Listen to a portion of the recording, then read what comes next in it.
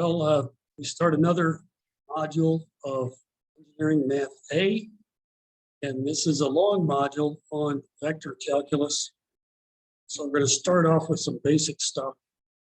Again, if you want any of the materials or want to ask me anything or whatever, email me. I'll try to put my email address in the comments here. So let's start with vectors. And vector functions.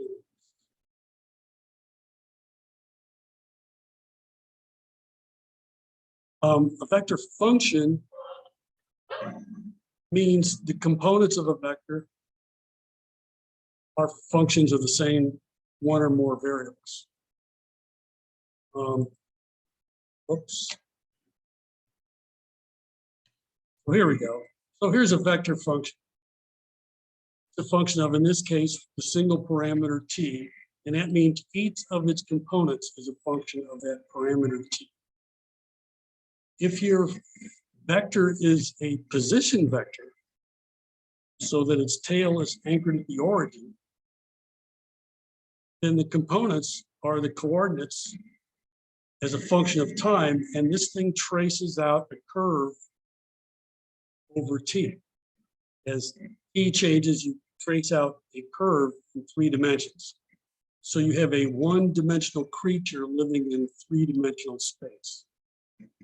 The vector inherits things like limits, continuity, and derivatives from its components. So if you want the limit as t goes to something, you're taking a limit of each component. The function is continuous at a point if all its components are continuous at base. The derivative of a vector means the derivative of respect to that parameter. Double derivatives, etc. You can keep going. And integrals are the same way. Integral of a vector, integrate each component. By using these properties and a property from basic calculus, you can find the limit of a dot product. It's the dot product of the limits. So that's some definitions and property in that case. So an example, its derivatives are easy. This is your vector to start with. First derivative, you just take the derivative of each component. It's simplified, keep going, second derivative, etc. Take a derivative, you can take a derivative of a vector. Similarly with integrals. You integrate each component. Don't forget indefinite integrals, don't forget the constant of integration, which in this case is a vector of constant. It's a definite integral. Take the definite integrals. If you ever have to deal with a curve of intersection, that means intersection of 2 surfaces. You'd probably be giving the parameterization. So here's a surface, here's another surface, here's the parameterization. All it means is you start substituting in. So x is going to be this function of t. So you can find what z is because it's a function of x. And same with y. Y squared would be 9 minus x squared. You just make all those substitutions. So here's what z is. Let's see, factor out a 9. And 1 minus cosine squared is sine squared, so that's simple. But from this relationship relating x and y, plugging in for 3 cosine t for x, we have this. So y squared equals sine squared t, or y equals plus or minus 3 sine. Anyway, here is the curve of intersection. This is the curve that is the intersection of these 2 surfaces. Here's kind of an important one. Said the derivative is the derivative of each of the components.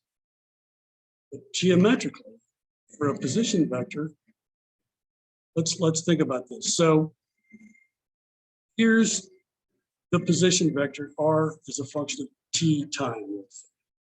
Doesn't have to be time. So as t changes, it traces out some curve in 3 dimensions. So you would have this vector at time t and this vector at time t plus delta t. That would be, what do you call it, a chord. But in the limit, that chord is this little differential of r. While it's still a delta t, this vector here would be delta r over delta t. It's along this chord to some extent. And then as you take the limit, as this delta t approaches a differential delta t, you get, here's the limit of, here's the definition of that derivative of a vector. This limit, which is this vector, you know, while it's a delta t, it's this vector, and down to the limit, this chord becomes a little differential arc length at r prime.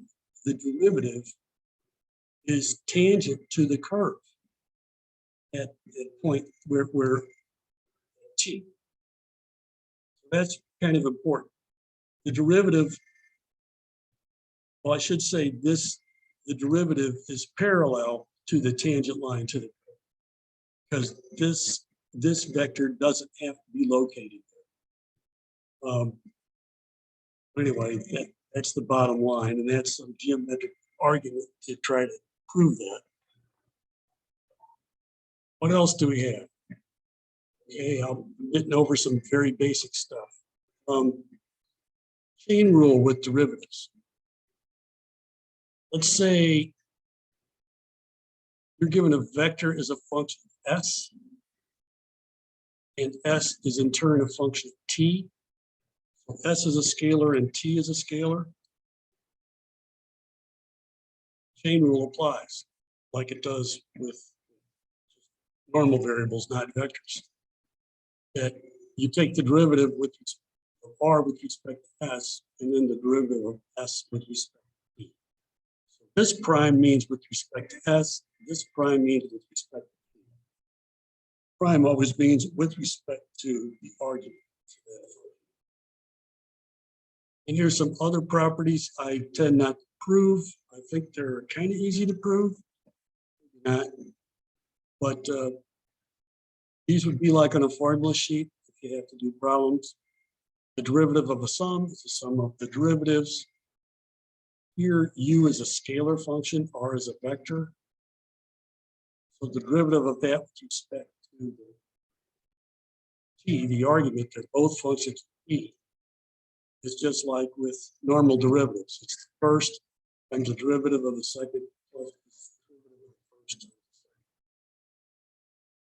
Chain rule, if u is the current function of t, r is given as a function of u, u is given as a function of t. That's really the same thing up here.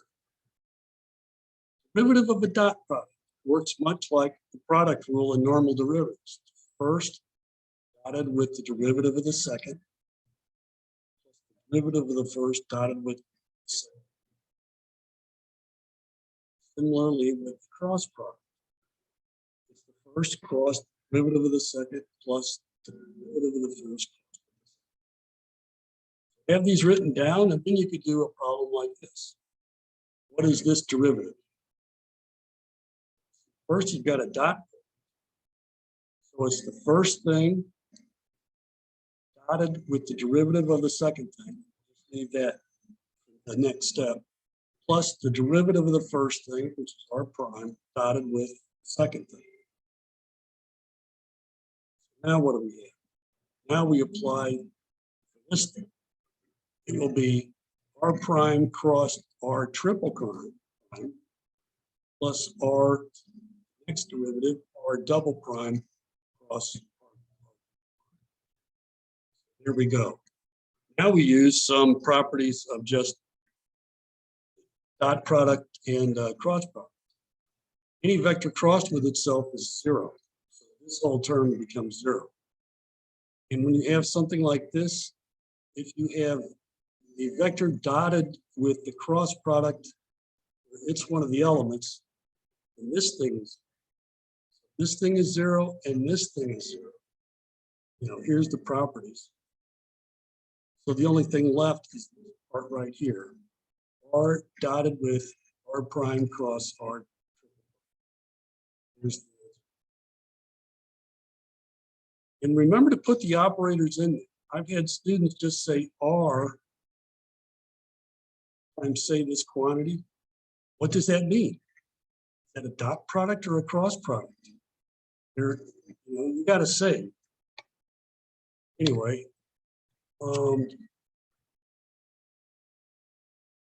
stop there and do the rest in another little recording. This will get better. We'll get harder. You think you know all this stuff? You need a little bit of review, and a lot of students are a little bit rusty. So I'm going starting slow. Seems too slow to you? Well, good for you.